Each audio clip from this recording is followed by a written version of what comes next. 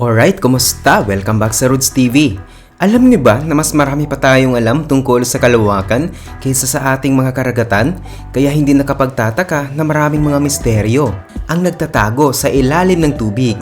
Ang mga natuklasang ito ay nagpapatunay na ang karagatan ang isa sa mga nakakatakot na lugar sa mundo. Kaya mula sa mga lumang syudad na natagpuan sa ilalim ng dagat, hanggang sa mga misteryosong barko at sinaunang computer, ay pinapakita ng mga ito kung gaano pa kaliit ang alam natin tungkol sa ating mundo.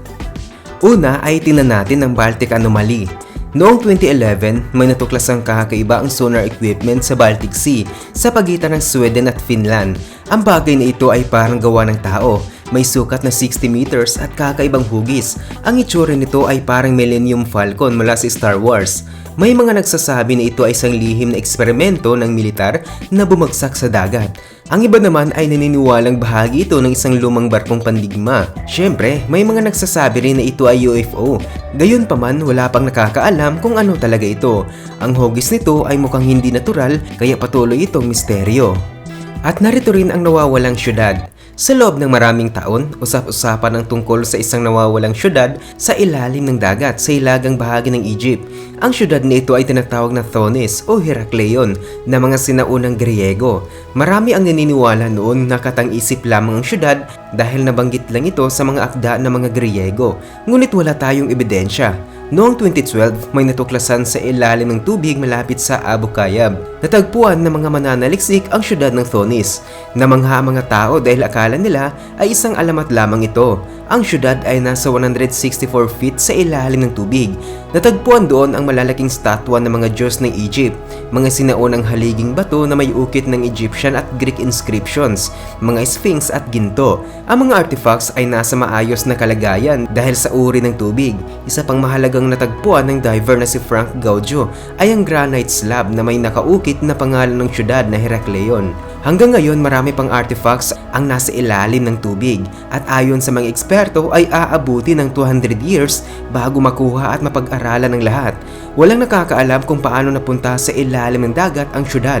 Sabi ng ilan ay maaaring lindol o tsunami ang dahilan. Noong una, sabi ng iba na alamat lamang ang Herakleion, pero noong 2012 ay napatunayan nilang totoo ito. Siguro ay balang araw, ganoon din ang mangyayari sa Atlantis. At narito rin ang Yonaguni Monument. Noong 1980s, may mga divers na nakadiskubre ng kakaibang bagay sa tubig malapit sa Japan. Natagpuan nila ang tila isang napakalaking templo ng mga haligi at maging isang platform na hugis bituin. Noong una, inakala nilang natural na forma ito. Ngunit nang makita nila ang mga ukit sa bato ay napagtanto nilang gawa ito ng tao. Pinaniniwala ang bahagi ito ng isang sibilisasyon na nabuhay libo-libong taon na ang nakakalipas. Ngunit dahil tumaas ang level ng dagat matapos ang huling Ice Age, ang syudad ay nalunod at natabunan ng tubig. At narito rin ang sinaunang computer. Ang Antikythera mechanism ang sinasabing pinakamatandang computer sa mundo. Sa sinaunang kahulugan, ito ay ginawa noong 2nd century BC. Tinatawag itong computer dahil kaya nitong subaybayan ng mga taon at ang paggalaw ng mga bituin. Napakakomplikado ng disenyo nito kaya iniisip ng ilan na hindi ito ginawa ng tao. Natuklasan ito noong 1901 ng mga divers malapit sa isang isla sa Greece. Hanggang ngayon ay pinag-aaralan pa rin ito ng mga inyero, astronomo at historian. At narito rin ang tangke. Noong ikalawang digmaang pandaigdig, isang tangke ng pandigma at ang mga tauhan nito ang bigla na lamang nawala noong 1944. Pero noong 2007, isang nakakamanghang natuklasan ang lumitaw sa Baltic Sea. Noong Mayo 26, 2007, isang tangke na Jagdpanzer 38 na tumitimbang ng 16 tons ang nakuha mula sa dagat. Nakapagtataka, wala itong itaas na plato o likurang armor. Sa loob, natagpuan ang mga gamit ng mga tauhan nito. Inaahon ng tangke sa isang beach sa Poland, ngunit misteryo pa rin kung bakit ito napunta sa dagat at ano ang nangyari sa mga tauhan nito. Ayon sa isang teorya, ay iniwan ito ng mga sundalo upang hindi magamit ng mga kalaban, pero kung ganoon ay nasaan ang mga tauhan.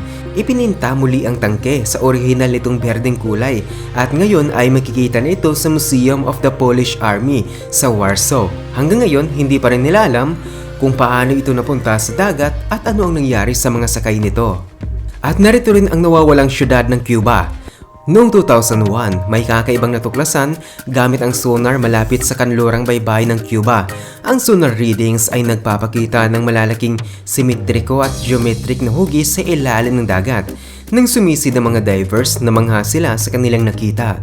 Malalaking bloke ng bato na nakasalansan na parang piramid. Hindi pa tiyak ng mga eksperto kung ito ay gawa ng tao. Kung gawa ito ng tao, ay hamon ito sa ating kaalaman dahil nangangahulugang itong ginawa noong 50,000 years na ang nakalipas. Mas matanda kaysa sa alinmang struktura sa mundo. Hanggang ngayon ay higit 2 dekada na ang lumipas. Misteryo pa rin ang tungkol sa nawawalang syudad na ito. At narito rin ang nawawalang syudad ng India. Noong 2001, natuklasan ang mga guho ng isang sinaunang syudad sa baybay ng India. Tinatawag itong Ruins of the Gulf of Cambay. Natagpuan ng mga divers ang mga geometric na struktura at mga bato na inayos sa komplikadong pattern. Meron din itong drainage system na napaka-advanced para sa panahon nito. Pinaniniwalaang ang sibilisasyong gumawa nito ay mas nauna pa kaysa sa ibang sibilisasyon sa subkontinente ng India. At narito rin ang Bimini Road. Malapit sa baybay ng Bahamas, natuklasan ang isang bagay na nagbago sa ating pananaw sa sinaunang sibilisasyon. Ang Bimini Road ay binubuo ng maraming bato na maayos na nakahanay. Pinaniniwalaang ito ay isang breakwater na ginawa ng isang sinaunang sibilisasyon upang protektahan ang kanilang nawawalang syudad. Pinatutunayan ng mga natuklasang ito na maaaring mas advance ang sinaunang tao kesa sa iniisip natin dahil 95% ng karagatan sa mundo ay hindi pa nalalakad o natutuklasan. Malamang ay marami pa tayong mahanap sa hinaharap.